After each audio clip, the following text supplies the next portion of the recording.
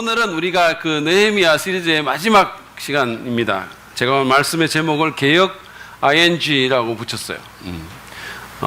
북카페, 우리 교회 북카페 사랑 ING가 자연스럽게 떠오르지 않으세요? 네, 제가 의도적으로 사실은 이렇게 한 겁니다. 왜냐하면 이게 떠올라서 많은 사람들이 그 북카페 사랑 ING에 시원한 아이스 커피나 티를 많이 마셔주고, 사실은 이제 여러분들은 기회를 놓쳤어요. 제가 1, 2부 때는 얘기를 했는데 그것과 함께 학생부 아이스크림 와플을 많이 팔아주라는 의도에서 제가 이걸 했어요. 이제 청년부도 또 이제 곧 18일 날 또 1박 2일 수련회가 있는데, 뭐 대부분이 청년이지만 스스로를 도우실 뿐만 아니라 여기 아니신 분들은 또 청년부도 많이 도와주세요. 제가 여름만 돌아오면 제가 무슨 세일즈맨이 된 것 같아요. 예, 이렇게 막 이렇게 사실은 우리 주일학교 1박 2일도 그 어느 때보다 정말 그 비교할 수 없는 호황을 누렸다고, 목사님 덕분이라고 저한테 감사하는 얘기도 있었어요. 어쨌든 이 ING라는 용어는 영어로 진행형을 나타내는 표현 방법이죠. 그죠? 그래서 사랑 ING라는 것도 사실은 우리 교회가 사랑 빚는 교회잖아요. 그러니까 그 어떤 뉘앙스를 제가 표현한 건데, 우리 안에서 사랑이 계속해서 빚어가는, 진행형으로 계속 빚어가는 것을 제가 ING를 붙인 거예요. 예, 그래서 사랑 ING, 그 이름을 제가 만든 겁니다. 제가 만든 거예요. 하나님, 제가 정말로 이 이름을 만들었단 말입니까? 뭐 이런 거죠. 그런데 개혁 ING라는 것은 같은 개념이에요. 우리가 개혁도 계속 진행돼야 된다는 겁니다. 한번 개혁했다고, 영적으로 한번 부흥했다고, 한번 내가 어떤 그 순종을 경험했다고, 한번 헌신했다고, 그게 다가 아니라는 거예요. 우리는 계속해서 개혁해야 되고 계속해서 부흥을 경험해야 됩니다. 지난주에 우리가 느헤미야 12장에서 그 이스라엘 백성들이 이제 예루살렘 성벽 재건 그 역사적인 사건을 마무리한 후에 그 성벽을 하나님께 이제 봉헌하는 그 예배의 모습을 봤지 않습니까? 그래서 그 예배를 하나님께 올려드리고, 이제는 성전 예배가 회복된 거예요. 말하자면 완전히 회복된 그 기쁨의 장을 봤어요. 사실은 느헤미야서는 거기서 딱 끝났어야 했습니다.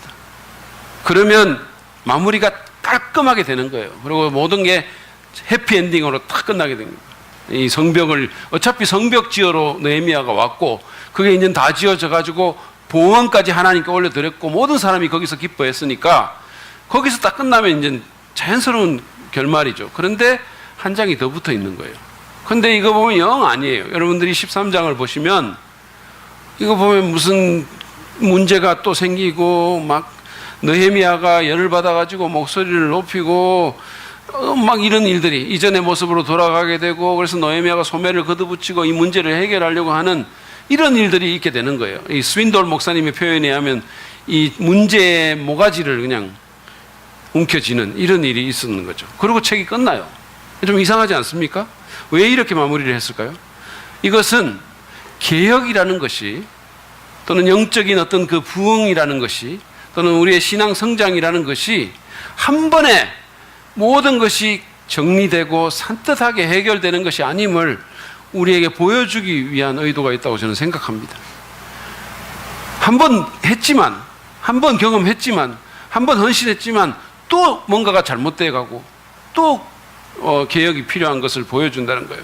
그래서 저는 오늘 이 본문을 보면서 이 영적인 개혁과 부흥을 지속적으로 경험하기 위해서 어떻게 해야 될지 여러분과 더불어 좀 생각해 보기를 원합니다. 먼저 제가 본문 얘기를 말씀을 드릴 텐데, 성경 갖고 오신 분들은 13장, 느헤미야 13장을 펴시고 제 얘기를 따라오시면 될 것 같아요.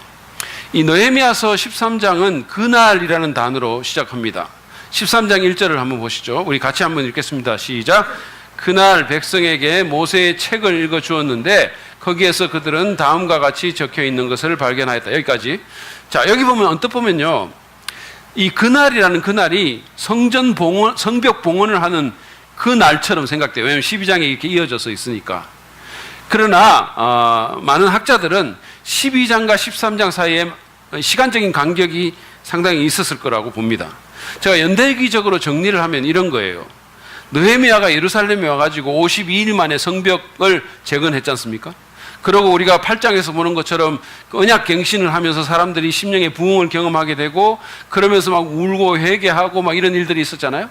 그러고는 이제 그 우리가 12장에서 보는 것처럼 그 성벽을 지었으니까 예루살렘 성의 사람들을 이주시킬 뿐만 아니라 성벽 봉헌 예배를 한 거예요. 자, 이게 12장까지 일입니다. 그런데 이 성경을 보면 느헤미야가 예루살렘에 총독으로 와가지고 12년 동안을 총독으로 봉직을 했어요. 그러면 사실은 이 느헤미야서 12장까지의 어떤 시간적인 프레임은 얼마 안 돼요. 52일 만에 성벽 짓고 언약 갱신하고 성벽 봉헌하니까 그거 얼마 안 되거든요. 그러니까 그 12장까지의 사건이 있은 다음에 느헤미야가 계속해서 총독으로 있었던 거예요. 총독으로 있다가 그가 다시 페르시아로 돌아가요. 오늘 이 13장에 보면 나오는데. 근데 여러분들이 그 느헤미야서 2장의 내용을 기억하실지 모르겠지만 처음에 느헤미야가 예루살렘에 올 때 아닥사스다 왕이 묻죠. 너 얼마간 가 있으려고 하냐 물어요. 그러니까 느헤미야가 얼마간 가 있겠다고 말을 하는데 그래서 그거를 듣고 보내주거든요. 그러니까 처음부터 영구적으로 그가 예루살렘에 온 게 아니라 이 성벽 재건의 사역과 연관된 것을 마무리하기 위해서 시간을 정하고 왔고 이제 그것을 하고 12년 만에 다시 수산궁으로 페르시아로 돌아간 거예요. 자, 돌아갔고 그래서 이제 그 옛날에 하던 그 왕궁의 일을 합니다. 근데 그 사이에 13장에서 묘사된 이 모든 문제들이 일어난 거예요. 이해가시죠? 그러니까 느헤미야가 페르시아로 다시 돌아간 그 사이에 이런 문제들이 일어난 거예요. 느헤미야가 예루살렘에 없던 시기가 있었어요. 그렇기 때문에 이 그 날이라는 이 13장의 그 날은 앞에 있는 그 성벽 봉헌 예배의 그 날이 아니라 느헤미야가 돌아가고 다시 오는 것과 연관된 어느 날을 얘기하는 거예요. 그때 그 날을 얘기하는 겁니다. 자, 그렇다면 느헤미야가 이제 그 페르시아에 돌아가가지고 그래서 이제 자기가 다시 이제 그 아닥사스 왕을 섬기고 있는데 그가 예루살렘에 12년간이나 있었기 때문에 그리고 성벽을 재건하고 여러 가지 일을 했기 때문에 관심이 많았을 거 아니겠어요. 그러니까 계속해서 이제 그 소문을 듣거나 사정을 알아볼 텐데 아마도 느헤미야는 누군가로부터 처음에 그랬던 것처럼 뭔가 소문을 들었는데 안 좋은 소문을 들은 것 같아요. 그러니까 그가 다시 한번 아닥사스 왕에게 나아가서 자기가 다시 한번 가야 되겠다고 간청을 하고 그래서 왕이 허락을 해줘가지고 다시 예루살렘으로 돌아옵니다. 그래서 13장 1절의 그날은 바로 그 즈음의 어느 날이에요. 자, 그렇다면 이제 이 13장의 내용을 쭉 살펴보면 제가 뭐 이게 시간 관계상 모든 구절들 다 읽지는 못하겠고 이제 그 구조를 좀 제가 설명을 해드리면 1절부터 3절에 보면은요 이스라엘 백성들이 어느 날 모여가지고 모세의 책, 다시 말해서 구약 성경의 처음 5권에 기록된 말씀을 들어요. 우리가 그 모세 오경이라고 여러분 들어보셨죠? 창세기부터 신명기까지 첫 5권, 그걸 모세의 책이라고 얘기합니다.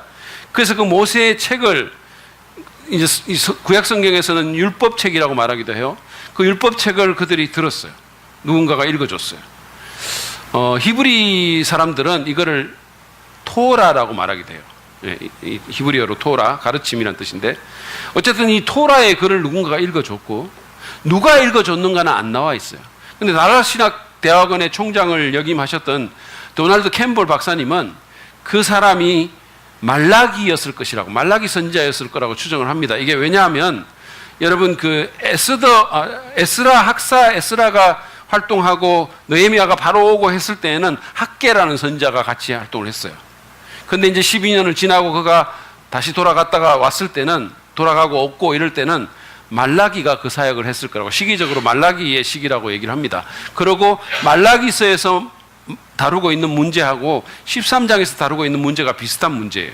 그래서 여기서 누구라고 말은 안 하고 있지만 13장 1절에서 누군가가 이 지도층에 있는 분이 성경을 읽어줬는데 그 사람이 바로 말라기 선지자였을 거라는 거죠. 그리고 이 말라기 선지자는 느헤미야가 없는 동안에 뭔가 이 영적인 지도자의 역할을 감당했을 거라고 그렇게 그분은 추정을 합니다. 어쨌든 간에 사람들은 누군가가 읽어주는 성경 말씀을 듣다가 암몬 사람과 모압 사람은 하나님의 총회에 들어올 수 없다는 규정을 발견하게 돼요. 신명기에 있는 어떤 규정을 발견한 겁니다. 그래서 그들이 자기들 무리 가운데 있는 암몬 사람과 모압 사람을 거기서 나가게 만들어요. 근데 이거는 여러분 오해하지 마시기 바랍니다. 이것은 인종차별이나 인종혐오가 아닙니다. 여러분이 아시는지 모르시는지 모르겠지만 사실은 암몬 사람과 모압 사람은 이 이스라엘 민족이 이집트에서 종살이 하다가 나올 때 이들을 굉장히 핍박했고 적대감을 가졌고 심지어는 계속 저주했고 그리고 이들을 사실은 없애려고 노력했던 아주 안 좋은 이스라엘의 원수 민족이에요. 그리고 제가 전에도 말씀드린 것처럼 이것은 단순한 어떤 인종차별이나 인종혐오의 문제가 아니라 그 당시에 우상 숭배가 팽배했던 국가의 민족들로서 그들이 이스라엘 민족에게 섞여 살면서 영적으로 부정적인 영향을 미치고 이스라엘 민족의 신앙을 오염시킬 우려가 있었던 거예요. 그래서 그들을 내어 쫓았던 겁니다. 자기들의 신앙을 지키기 위해서 그랬던 거예요. 근데 이 사람들이 여러분들이 전에 우리가 느헤미야서 이전의 말씀을 보면 알겠지만 그런 취지에서 이방인들과 혼합 결혼을 하지 않겠다, 시키지 않겠다라고 맹세했는데 그랬던 사람들이 지금 또 이런 잘못에 빠져 있게 된 거예요. 이런 일들이 또 일어나게 된 겁니다. 자, 그런데 그 다음에 나오는 에피소드를 보면 이들의 무리 가운데 단순히 이방인들이 그냥 섞여 있었던 정도가 아니라 자기들 이스라엘의 심장부에 이 이방인이 다리를 틀고 그냥 딱 앉아 있었어요. 그게 누구냐 하면 도비아라는 사람입니다. 근데 여러분 그 당시 엘리야십이라는 대제사장이 이스라엘 대제사장이 도비아라는 사람에게 성전의 헌물 보관소, 이 사람들이 뭔가 이렇게 헌금을 하고 11조를 하면 그거를 이렇게 저장해 놓는 그 방을 엄청 큰 방인데 그걸 다 그냥 내보내고는 그 도비아를 위해서 방을 꾸며줘가지고 도비아가 거기 들어온 거예요.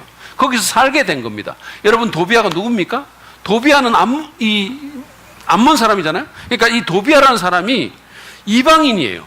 그리고 이 도비아는 우리가 계속 본 것처럼 계속해서 이 성벽 재건을 방해하고 해방했던, 위협했던, 그래서 성벽을 쌓을 때 저기 여우 한 마리만 올라가도 저거 다 무너지겠다라고 조롱했던 그 사람이에요. 근데 그 사람을 지금 여기다가 집어넣어가지고 그래서 그런 사람이 대제사장의 협조로 하나님의 성전의 교두보를 마련하고 이스라엘 민족의 신앙에 아주 악한 영향을 끼치고 있는 거예요. 이게 말이 됩니까? 여러분, 제가 어디 가고 없는 사이에 윤석권 목사님이 신천지 어떤 지파장을 데리고 와가지고 우리 기도실 다 해가지고 그 사람한테 그 사람 지내는 방으로 꾸며줬다. 이게 말이 됩니까? 그래 된다 이런 표정이 말이 안 되는 거예요. 이건 안 되는 거예요. 있을 수 없는 일이 벌어진 겁니다. 자, 그런데 이 일이 6절에서 말한 것처럼 느헤미야가 없던 시절에 일어났어요. 자리를 비웠을 때. 그래서 느헤미야가 돌아와서 이 일에 강하게 대처합니다. 8절에서 9절 말씀 보시죠. 같이 또 읽겠습니다. 시작. 나는 몹시 화가 나서 다 바깥으로 내던지고 말하였다.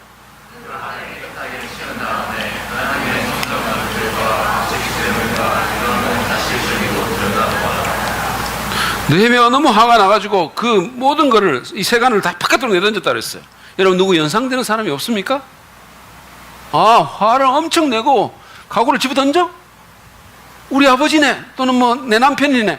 이거 여러분 누가 연상이 되세요? 성전에서 장사하는 사람들의 테이블을 뒤집어 엎고 그 장사들을 내쫓았던 분, 예수님이 생각나지 않으세요? 하나님에 대한 열정으로 거룩한 분노로 성전을 깨끗하게 했던 그 예수님처럼 느헤미야도 지금 그렇게 한 겁니다. 자, 그 다음에 또 다른 문제가 있었는데 그것은 11조 문제였었어요. 우리가 전에 본 것처럼 이스라엘 백성들은 하나님의 성전을 아무렇게나 내버려 두지 않겠다라고 하면서 헌금할 것을 맹세했어요. 그러고는 어떡합니까? 봉헌식 때는 실제로 그렇게 헌금을 해가지고 그 성전 헌물 보관소에다 그걸 채워놓고 그렇게 했잖아요. 그런데 그것도 느헤미야가 없는 사이에 다시 옛날로 돌아갔어요. 그게 중단이 되고 그리고는 아무런 서포트가 없으니까 레위인들이 살 길이 막막해지고 그러니까 레위인들이 자기들도 살기 위해서 일을 하러 떠나간 거예요. 그러니까 어떻게 됩니까? 성전 예배가 제대로 이루어지지 않는 거예요. 그래서 느헤미야가 이 문제를 또 해결합니다. 11절, 12절 말씀 이것도 같이 읽겠습니다. 시작. 그래서 나는 어쩌자고 하나님의 성전을 이렇게 내버려 두었느냐고 관리들을 꾸짖고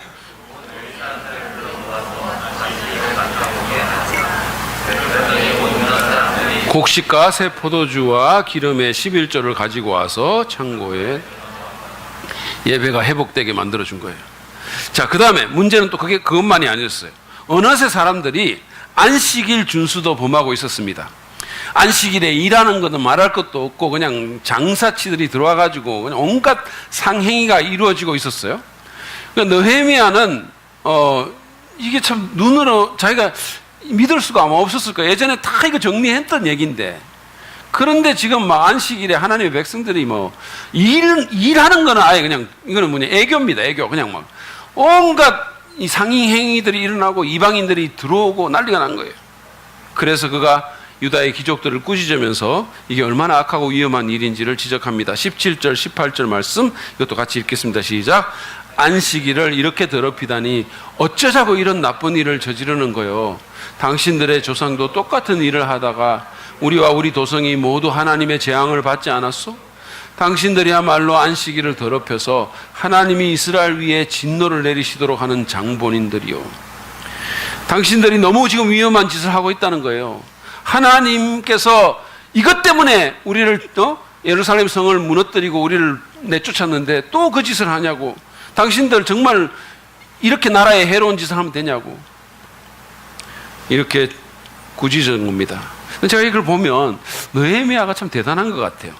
여러분, 이렇게 싫은 소리 하는 게 얼마나 힘든 일입니까? 그렇죠? 이게 참 정말 어려운 일이거든요. 남한테 싫은 소리 하는 거 여러분 좋아하시는 분 여기 한번 손 들어보세요. 나는 그럴 때마다 쾌감이 너무 팍팍 들고 죽겠다 이런 사람이 있으세요? 저는 사실은 우리 교회 교육자들한테도 제가 싫은 소리 거의 안 합니다. 어디 갔나 이 교육자 지금 있어야 돼요. 정말 안 해요. 제가 안 합니다. 여러분 기억하세요? 대인배 우리 담임 목사님 그거 기억나십니까? 근데 사실은 제가 대인배라서 그런 게 아니라 그렇게 하는 게 너무 저한테도 힘들었기 때문이에요. 여러분들도 그러지 않습니까? 뭐 이렇게 누가 잘못했을 때 싫은 소리 하고 싶지만 그걸 하면 또 그 사람도 마음 상하게 되고 또 막 나도 힘들고 그러니까 그냥 넘어가는 거예요. 그냥 하고 싶지만 안 하고 넘어가는. 저는 사실은 아이들 키울 때도 정말로 이렇게 뭔가 얘기하고 싶은데 그러면 또 걔 마음 상하게 하고 나도 그러니까 그게 그래서 넘어가거든요. 느헤미야는 계속해서 하나님에 대한 열정을 갖고, 왜냐하면 그에게는 하나님이 너무도 소중했기 때문에 사람들이 하나님께 거역하고 하나님의 마음을 아프게 하는 것을 그가 견딜 수 없었어요.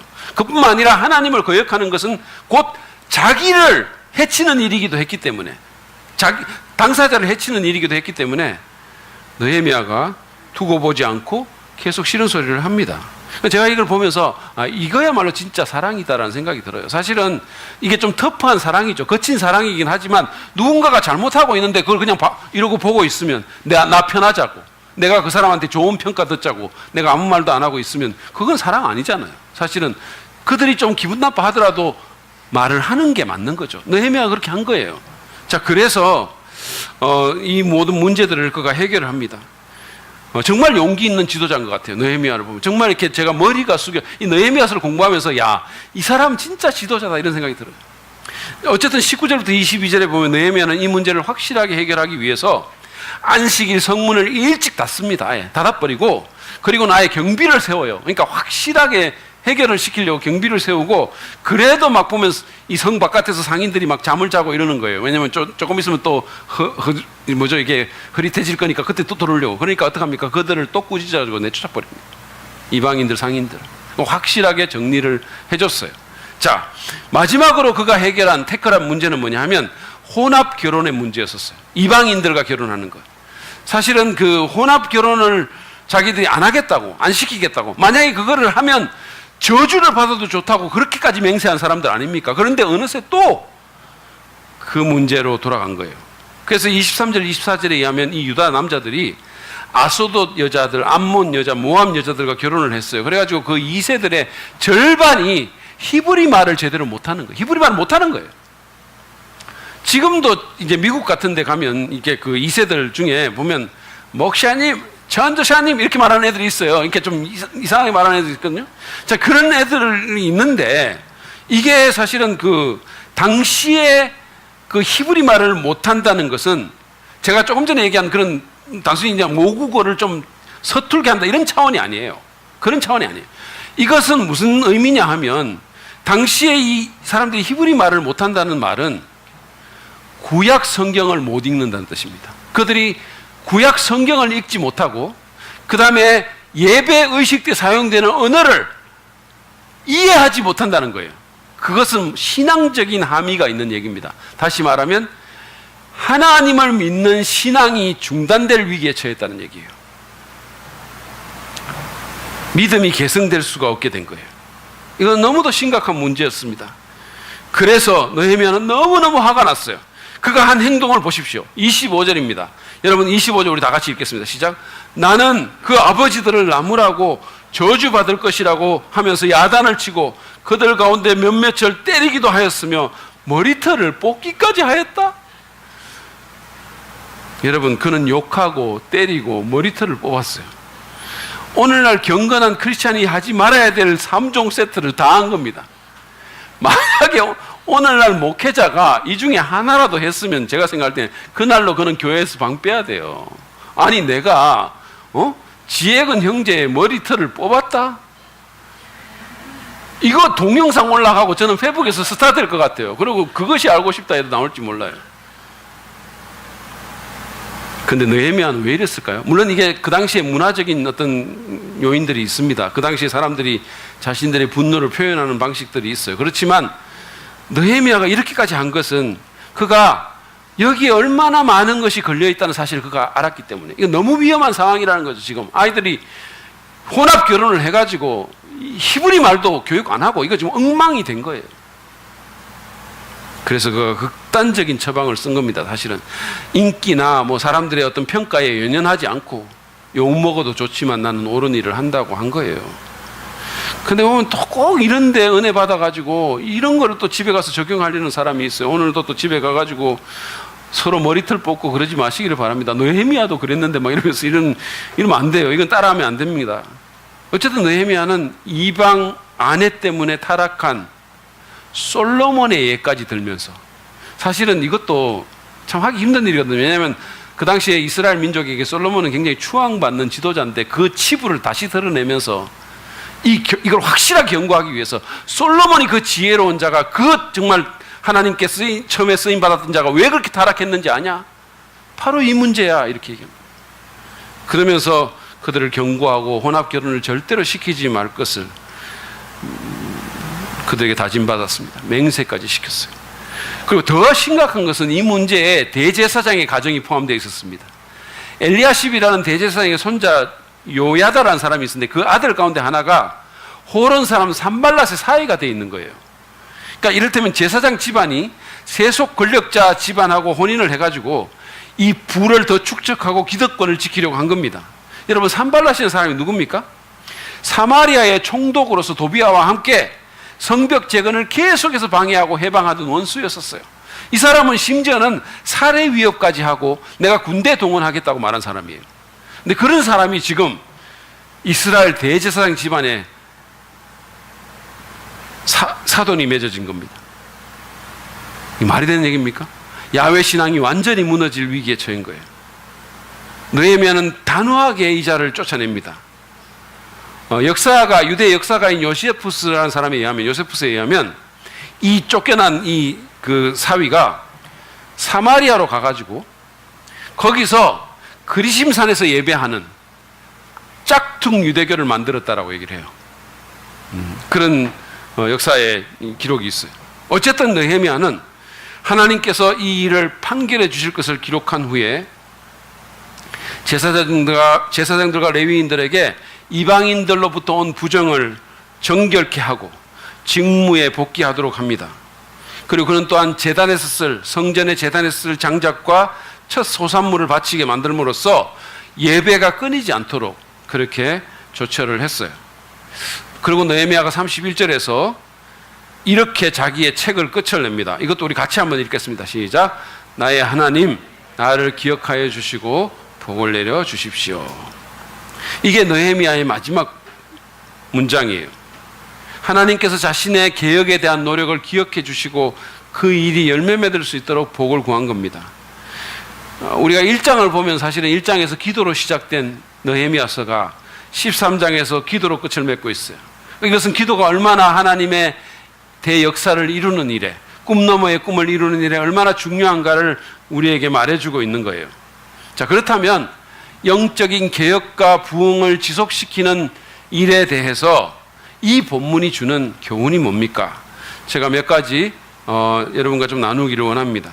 어떻게 하면 우리가 계속해서 이 영적인 개혁을 지속시켜 나가고 계속해서 우리가 부흥을 경험할 수 있을까요? 우리가 계속해서 하나님의 어떤 주시는 복을 받고 정말 성장을 경험할 수 있을까요?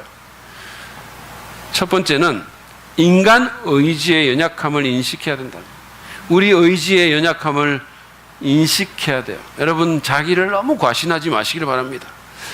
우리가 본 것처럼 13장에서는요, 이 깨트려진 안식일의 문제도 나오고, 그 다음에 무슨 혼합 결혼 문제도 나오고, 11조 문제, 예배 문제 이런 게 나오잖아요. 근데 이 문제들은 사실은 10장에서 사람들이 자기의 죄를 고백하는 가운데 자기들이 어기면 저주를 받아도 좋다고까지 하면서 맹세한 것들이에요.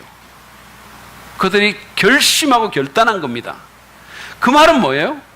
그들이 그냥 농담 삼아 이 일을 한 게 아니라는 거죠. 진짜 그들이 그렇게 하려고 그들이 결심했고 정말 그런 마음이 있었어요. 그러나 그럼에도 불구하고 그들은 자기들의 맹세를 지킬 수 없었다는 거예요. 여러분, 우리도 마찬가지입니다. 우리가 아무리 선의를 갖고 있고 아무리 잘하려고 하더라도 우리 의지만으로는 우리의 결단을 실천할 수 없고 하나님의 말씀을 우리가 순종할 수 없습니다. 우리 의지만으로 안 된다는 거예요.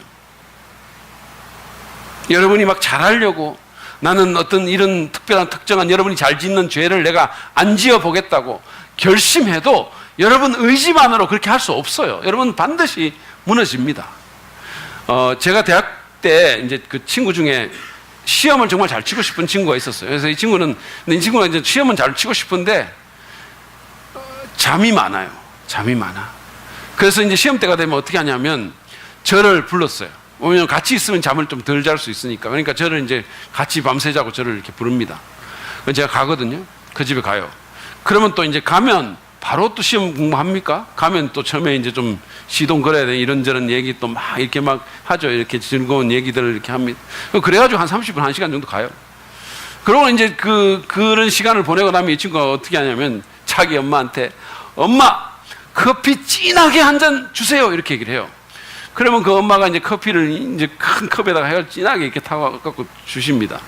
그러면 그거를 막 마셔요. 밤에, 완전 밤에 그냥 커피 막 진한 커피를 마십니다. 그러고는 이제 한 2-5시간 이렇게 공부를 해요. 근데 그 2-5시간이 못 돼서 눈꺼풀이 이제 쳐져오고 막 이렇게 비몽사몽이 되는 거예요. 하여튼 막 이렇게 됩니다. 그러면 저한테 내가 딱 1시간만 자고 할 거니까 저기 1시간 후에 좀 깨워줘 이렇게 얘기를 해요. 그러고 잡니다. 1시간 만에 깰까요? 절대로 안 깨고 그런 적이 없어요. 어떨 때는 나도 잔 적이 있고 어떨 때는 깨워도 안 일어나요. 여러분, 제가 뭔 얘기를 하고 싶습니까? 정말 열심히 하고 싶었는데 의지를 불태웠는데 그래서 막 나도 부르고 커피도 주문하고 온갖 걸 했지만 결국은 얼마 못 버티고 무너졌다는 거예요. 우리도 그러지 않습니까? 우리도?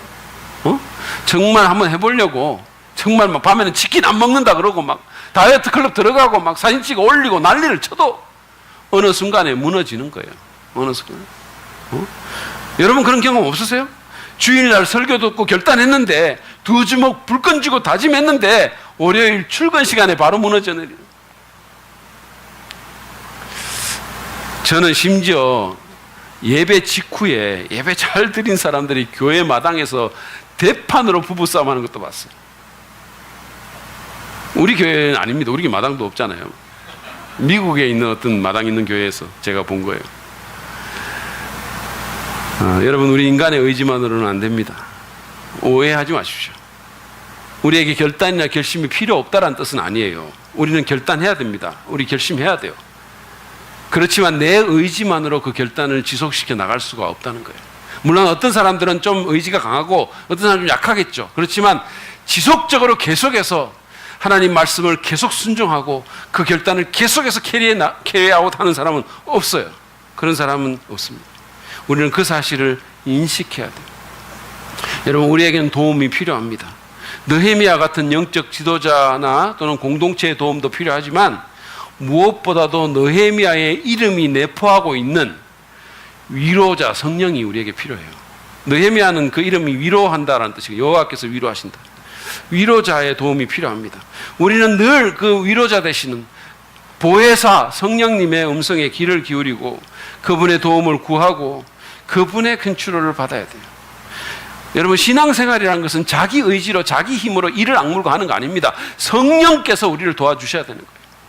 그분이 우리의 마음을 움직이시고 우리에게 능력 주실 때 가능한 거예요. 인간 의지로 하는 거 아닙니다. 한 신혼부부가 혼인 서약을 하는데 이렇게 하겠습니까? 했을 때 보통은 I do라고 하죠. 그렇게 하겠다고. 근데 이 신혼부부는 하나님의 도우심을 받아서 그렇게 하겠다라고 했대. 그런 것처럼 우리도 내 의지나 결심이 아니라 성령의 도움을 받아서 지속적인 개혁, 지속적인 부흥을 경험할 수 있다는 사실입니다. 우리는 그 사실을 인식하고 그래서 정말 그 성령의 도움 가운데 들어갈 필요가 있습니다. 두 번째, 우리는 이 개혁 ING를 위해서 매일같이 새로운 은혜를 받아야 됩니다. 매일 새로운 은혜가 필요해요. 본문의 이스라엘 사람들이 영적인 개혁에 나섰던 것은요, 그들이 말씀 강독과 예배를 통해서 은혜를 받았기 때문이에요. 큰 은혜를 받았어요. 그들이 막 8장에 보시면 말씀이 마음에 막 확 와닿아가지고 그들이 막 가슴을 치면서 울고 회개하고 그러니까 어떡합니까? 그 회개 때문에 또 오는 주님이 주시는 기쁨을 나중에 누리게 돼요. 그래서 여호와를 기뻐하는 것이 나의 힘이다 그러고 이런 일들이 있었잖아요. 그러니까 너무 많은 은혜를 받았어요, 그때. 그런데 오늘 우리가 보다시피 그 과거의 은혜가 지금 그들의 부흥을 보장해 주지 못한 겁니다. 여러분, 우리의 영적 개혁과 부흥이 계속되기 위해서는 매일같이 새로운 은혜를 우리가 경험해야 돼요. 어떤 사람은 내가 예수 믿고 은혜 받았는데 왜 또 내 마음이 이렇게 심란해지고 왜 누군가가 또 미워지고 왜 이렇게 또 넘어지고 왜 참을성이 없어지지 이러면서 굉장히 의아해하거든요. 사실 여러분, 그건 의아해할 문제가 아니에요. 당연한 거예요. 은혜를 받았지만 예수 믿어도 우리 안에는 옛 성품의 잔재가 남아 있어요. 그러니까 우리가 은혜가 나를 지배할 때에는 그 은혜의 힘이 옛 성품을 눌러버리기 때문에 그게 맥을 못 추고, 그래서 우리가 참 은혜로 살지만 시간이 가서 그 은혜가 이렇게 감동이 사라지면 옛날 성품이 또 올라오는 거예요. 그래서 그 성품의 지배를 또 받는 거예요. 그러니까 그런 상태가 되면 어떻게 됩니까? 예수 안 믿는 사람하고 별로 다를 바 없이 행동하게 되는 거예요. 그래서 우리는 날마다 하나님의 은혜를 받아야 합니다. 여러분 생각해 보세요. 제가 오늘 어떤 호텔에 가가지고 최고의 음식을 그냥 배가 터지도록 먹었다고 합시다. 정말 그 막 음식의 비주얼이나 향이나 어떤 그 맛이나 또는 막 양이 정말로 나를 은혜 줬어요. 나한테. 내가 너무 그거 보고 은혜 받고 너무 많이 먹었어요. 그렇다고 내가 내일 그걸로 버틸 수 있을까요? 모레 버틸 수 있을까요? 우리 집 사람은 어쩌면 그럴 수 있을지 몰라도 보통 사람은 못 그래요. 여러분, 내일은 또 내일의 음식을 먹어야 되죠. 마찬가지로 어제의 은혜가 오늘 내 심령의 부흥을 보장하지 않습니다. 성경에 보면 주님의 자비와 주님의 은혜가 아침마다 새롭다 그랬어요. 우리는 그 새로운 은혜를 날마다 받아야 돼요. 그래서 우리가 매일 말씀 읽고 매일같이 정말 기도하면서 순간순간 주님 바라봐야 되는 거예요. 여러분, 그렇기 때문에 우리 신앙생활에서 우리가 방심하면 안 되는 거죠. 우리가 계속 긴장하면서 정말로 주님의 은혜를 날마다 구해야 되는 거예요. 그 은혜가 나를 지배할 수 있도록 그렇게 해야 되는 거죠. 정말 순간순간 주님 바라보고, 저는 사실은 아침에 제가 교회에 올 때도 제가 이렇게 걸어오거든요. 걸어오면 제가 그냥 안 옵니다. 저는 이렇게 이거 이어폰 꽂고 찬양 들으면서 와요. 그 짧은 순간, 제가 교회 오는 순간에 제가 찬양 들으면서 하나님의 은혜를 그 가운데서 제가 경험하고 다시 한번 예수님의 십자가 보혈에 감동하고 이러고 제가 오는 거예요. 여러분, 날마다 숨쉬는 순간마다라는 찬송 알 겁니다. 그 찬송가의 3절 가사가 이렇습니다. 인생의 어려운 순간마다 주의 약속 생각해보네. 순간이라는 단어를 잘 보세요. 내 마음속에 믿음 잃지 않고 말씀 속에 위로를 얻네. 주님의 도우심 바라보며 모든 어려움 이기도다. 흘러가는 순간순간마다 주의 약속 새겨봅니다. 흘러가는 순간순간마다 주님 말씀을 새겨본다 그랬어요. 왜 그랬을까요? 순간순간 은혜 받기 위해서입니다. 순간순간. 여러분, 주일 예배 때 경험하는 한 번의 은혜만으로 충분하지 않습니다. 여러분, 우리 믿음의 조상들이 주중에 수요 예배 만들고 금요 철야 이렇게 만들어 놓은 그 이유가 왜 그랬겠어요? 한번 생각해 보십시오. 우리가 주일날 은혜를 받았다 하더라도 세상에 나가서 살면서 힘이 빠지고 어려워지기 때문에, 그래서 정말 영적인 휴게소 같은 그 수요 예배에 나오고 금요 예배에 나와서 그래서 다시 한번 새롭게 은혜를 충전하고 가라는 뜻이 아니겠어요? 그래서 우리 교회는 수요 예배를 오아시스 예배라고 부르는 거예요. 광야 같은 세상길을 걷다가 정말 은혜의 오아시스로 와서 새 힘을 얻으라는 뜻입니다. 여러분, 이 이름도 제가 지은 거예요. 저는 어쩌면 이렇게 이름을 잘 지을까요? 왜 아멘을 안 하세요? 주님의 은혜입니다. 아무튼 개혁과 부흥이 계속되기 위해서 우리는 매일 새로운 은혜를 받아야 됩니다. 날마다 은혜의 보좌로 나아가십시오. 날마다 은혜 받을 만한 곳에 나를 두고, 그리고 작은 은혜에도 민감하고 흘려보내지 말고, 무엇보다도 늘 십자가 은혜를 묵상하고 은혜 주시는 주님을 계속해서 바라봐야 되는, 계속해서 바라봐야 되는 겁니다. 계속해서. 자, 세 번째로 개혁 ING를 우리가 경험하기 위해서는 언제나 말씀의 기준에 따라야 됩니다. 언제나 그 말씀의 기준이 나를 중심을 잡아줘야 됩니다. 처음에 개혁도 그랬지만 오늘 본문의 개혁도 말씀의 기준을 따르면서 일어난 거예요. 그렇죠? 13장 1절에 보면 사람들이 모세의 책을 읽다가 거기서 이방인에 대한 기준을 발견하게 된 거죠. 그러니까 자기들을 성별하기 시작한 거 아닙니까? 느헤미야가 그 페르시아에서 다시 돌아와서 한 일들도 마찬가지예요. 뭐 안식일을 새롭게 하고 이렇게 헌금 문제라든지 무슨 혼합 결혼 문제라든지 이 모든 것들도 사실은 뭐예요? 말씀의 기준에 따라서 한 거예요. 여러분, 그리스도인의 영적인 개혁은 뭔가 대단하고 새로운 혁신을 하는 게 아닙니다. 그것은 말씀으로 돌아가는 거예요. 말씀의 기준에 따르는 겁니다. 교회 개혁도 마찬가지예요.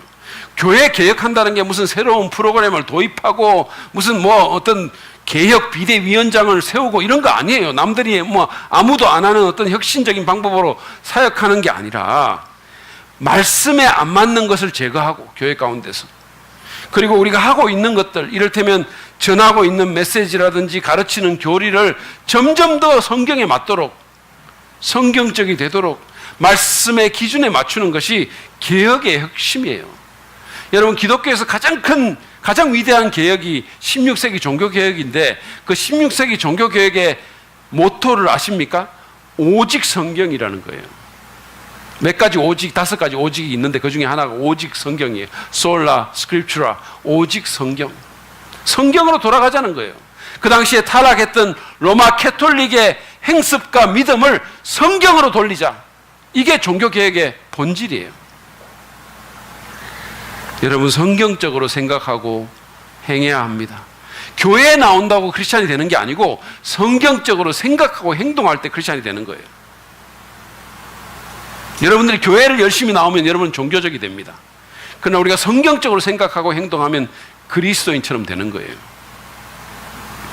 제가 어제 이제 그 주일학교 1박 2일 캠프도 있고 해가지고 제가 이제 면바지에다가 그 주일학교 티셔츠를 입고 이렇게 왔거든요. 그래가지고 이제 있었는데 우리 이정근 집사님께서 이렇게 오셨어요. 그러면서 저보고 저를 이렇게 보더니, 목사님, 요즘 날씨도 더운데 내일 그 복장 그대로 오셔가지고 설교하시면 좋겠습니다. 이렇게 말을 하는 거예요. 그러면서 그분이 뭐를 얘기를 하냐면, 하나님은 중심을 보십니다. 이렇게 얘기를 하는 거예요. 여러분, 이게 바로 성경적으로 생각하는 거예요. 이게 바로 하나님은 중심을 보십니다. 근데 거기까지 좋았는데요, 그분이 가면서 저한테 하는 말이, 목사님, 제가 오늘 교회에 나왔으니까 내일은 쉬겠습니다, 이러고 인사를 하시며 가는 거예요. 얼마나 비성경적입니까?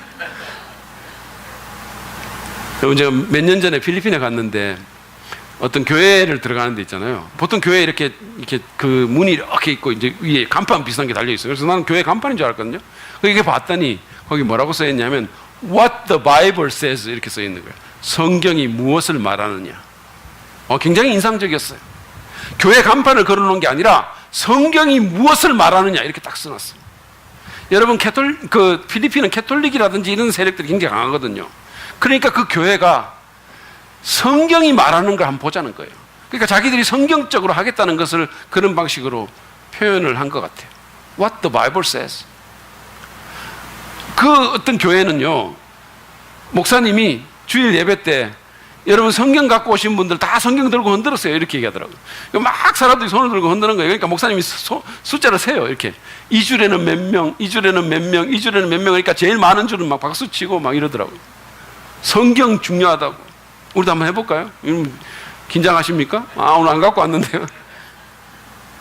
여러분, 우리가 성경으로 돌아갈 때 개혁이 일어나는 겁니다. 성경의 기준에 맞춥시다.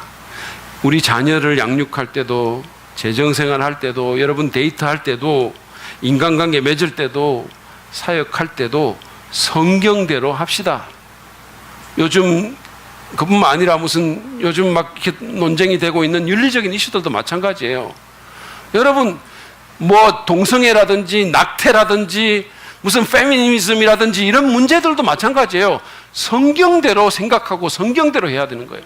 시류를 따라가거나 어떤 정치적인 이념을 따라가거나 많은 사람들이 그렇게 생각하니까 그게 인기가 있으니까 그래서 이게 맞는 게 아니라 성경이 그 문제에 대해서 뭐라고 생각하는가, 그게 중요한 거예요. 저는 예수 믿는다고 하는 기독교인들이 성경에 분명히 말하고 있는데도 불구하고 그러니까 완전히 다른 얘기를 하고 있으면 너무 안타까워요, 사실은. 윤리적인 이슈들도 성경을 보고 판단해야 되는 거예요. 그건 성경이고 이렇게 말하지 말고, 성경은 성경의 일부는 오해하지 말자 이러지 말고, 정말로 성경의 권위를 인정하고 그 말씀에 순종하는 저와 여러분 되기를 바랍니다. 그것이 개혁과 부흥을 지속하게 만드는 요인입니다. 마지막으로 개혁 ING를 위해서 우리는 끊임없이 기도해야 합니다. 끊임없이 기도해야 돼요. 강력한 개혁이 이루어지고 있었던 이 13장을 보면 느헤미야의 기도가 4번이나 나와요. 14절만 제가 시간 관계상 읽겠습니다. 4개를 다 읽을 수는 없고 14절 우리 같이 한번 읽을게요. 시작. 하나님, 내가 한 일을 기억하여 주십시오. 하나님의 성전을 보살핀 일과 예배를 드릴 수 있도록 정성껏 한 이 일을 잊지 마십시오. 여러분, 이게 무슨 말인지 좀 이해가 가십니까?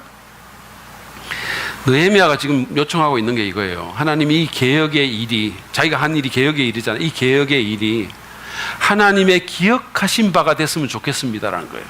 근데 구약 성경에서 특별히 이 하나님이 기억했다, 뭔가를 기억했다는 말은 하나님이 행동하신다는 말을 내포하고 있어요. 그러니까 느헤미야가 지금 여기서 말한 것은 뭐냐면, 하나님, 제가 한 이 개혁의 일을 하나님 기억해 주셔서 그 개혁이 그냥 사라지지 않고 하나님이 그것을 통해서 일하셔서 열매가 맺혔으면 좋겠습니다라는 거예요. 그렇게 기도한 거예요. 사실 느헤미야는 처음부터 끝까지 계속 기도합니다. 느헤미야의 가장 큰 특징 중에 하나가 기도하는 사람이라는 거예요. 제가 아까 용기 얘기를 했잖아요. 제가 느헤미야에게 너무 부러운 게 용기인데 또 하나 부러운 걸 찾자면 기도예요. 느헤미야는 기도의 사람입니다. 이 사람의 책은 기도로 수놓아져 있어요. 그렇기 때문에 그는 누구도 하지 못한, 적어도 150년, 거의 150년 동안 누구도 하지 못한 예루살렘 성벽을 재건한 위대한 역사를 이룬 거예요. 그리고 정말 이스라엘 공동체의 회복이라는 꿈 너머의 꿈을 경험할 수 있게 된 겁니다. 역사적으로도 이렇게 보면요, 모든 개혁운동, 모든 부흥에는 기도의 밑받침이 다 있었어요. 기도는 참된 개혁과 부흥의 엔진입니다. 우리 교회에는요, 주일 오전에 이제 예배를 위해서 기도하는 그 중보기도 모임이 있거든요. 그 모임의 이름이 뭔지 아세요? 그 모임의 이름이 예영발전소입니다. 예영발전소. 예배의 영광을 위한 발전소라는 걸 줄임말이에요. 그래서 예영발전소. 여러분, 이것도 제가 지은 이름이에요. 강력하고 창의적이지 않습니까? 저는 사실은 제가 목회 은퇴하면 장명소를 하나 차릴까 이런 생각이 있어요. 여러분, 어느 교회에서 기도 모임을 발전소라고 지은 그런 교회에 있으면 나와보라고 그랬어요. 왜 발전소일까요?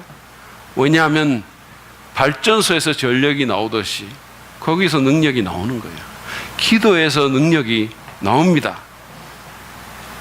여러분, 삶을 변화시킬 능력을 원하십니까? 여러분의 가정을 개혁하기를 원하십니까? 여러분의 부서에 정말 목장의 영적인 부흥이 계속되기를 바라십니까? 여러분의 자녀가 정말로 이렇게 정말 바르게 세워지기를 원하십니까? 그러면 계속 기도해야 돼요. 계속 기도해야 돼요. 우주의 가장 강력한 존재에게 우리가 끈을 대는 게 기도예요. 여러분, 제가 이런 말 종종 하는데 우리가 살다 보면 마음속에 염려가 생기잖아요. 어떤 염려가 생길 때는 염려하지 말고 그 염려를 기도로 바꾸세요. 왜냐하면 우리가 계속 염려하고 있으면 그것은 어떤 것도 이루어내지 못하고 우리 마음만 심란해져요. 그러나 우리가 그 염려를 기도로 바꾸게 되면 어떡합니까? 하나님이 그 기도를 들으시고 하나님이 일하시는 거예요. 쓸데없는 생각하지 말고 기도하십시오. 성경은 쉬지 말고 기도하라고 말합니다. 이거는 하나님이 우리한테 엄청난 리소스를 제공해 주신 거예요. 우리로 하여금 정말로 능력을 가질 수 있고 우리로 하여금 우주에서 최강자에게 말할 수 있는 그런 기회를 우리한테 허락해 주신 거예요. 바울은 영적 전쟁에 대한 권면을 마무리하면서 에베소서 6장 18절에서 이렇게 권면합니다. 자, 이것도 우리 같이 읽겠습니다. 시작. 온갖 기도와 간구로 언제나 성령 안에서 기도하십시오. 언제나. 옛날 개혁성경을 보면 무시로 기도해라 그랬어요. 기도합시다. 여러분, 쉬지 말고 언제나 성령 안에서 기도합시다. 우리가 기도하면 하나님이 일하십니다. 그리고 하나님이 일하시면 진정한 부흥과 개혁이 가능해지고 계속될 수 있습니다. 누구든지 기도는 할 수 있잖아요. 다른 거는 못해도. 매일 10분이라도 기도합시다. 내 마음의 부흥과 우리 가족을 위해, 교회와 이 나라와 열방을 위해 간절히 기도합시다. 정말 하나님께서 역사하시도록, 일하시도록 기도합시다. 그리고 점차 그 기도 시간을 늘려갑시다. 그럴 때 개혁과 부흥의 큰 역사가 이루어지고 꿈 너머의 꿈이 이루어지게 될 것입니다. 제가 몇 년 전에 제가 이제 3개월 연구원을 했는데 그동안에 우리 부교역자들이 느헤미야서를 9번에 걸쳐서 이렇게 강해를 한 적이 있습니다. 그때 맨 마지막 설교 제목을 제가 봤더니 Never Ending Story였었어요. 우리 윤석훈 목사님이 그날 설교를 했더라고요. 이게 아마 부활의 Never Ending Story를 패러디한 것 같아요. 윤 목사님 어쩌면 그렇게 패러디를 잘하는지 몰라요. 패러디의 왕자세요. 어쨌든 간에 제가 이 Never Ending Story라는 제목을 보면서 영적인 개혁이야말로 이 제목이 너무 잘 어울린다는 생각이 들었어요. 개혁과 부흥은 한 번의 이벤트가 아니라 우리가 사실은 어떻게 보면 주님 보는 그날까지, 주님 나라 갈 때까지 계속해서 끝없이 지속돼야 될 얘기이기 때문에 Never Ending Story인 거예요. 그리고 개혁 ING인 겁니다. 여러분, 지속적인 개혁과 부흥을 원하십니까? 계속해서 성장하고 계속 하나님 은혜를 경험하고 정말로 어떤 능력을 경험하기 원하십니까? 여러분의 삶과 가정에 또 부서와 목장과 교회에 정말 생명력이 가득 차고 늘 새로워지기를 원하십니까? 그렇다면 오늘 말씀처럼 인간 의지의 연약함을 인식하고 매일 새로운 은혜를 받고 언제나 말씀의 기준에 따를 뿐만 아니라 끊임없이 기도하는 저와 여러분 되기를 바랍니다. 그럴 때 영적인 개혁이, 부흥이 성장이 지속될 수 있을 것입니다. 그럴 때 공동체가 부흥할 것이고, 그럴 때 우리 삶 가운데서 하나님의 역사가 계속되고 진행되게 될 것입니다. 그런 축복이 우리 모두에게 있기를 간절히 바랍니다.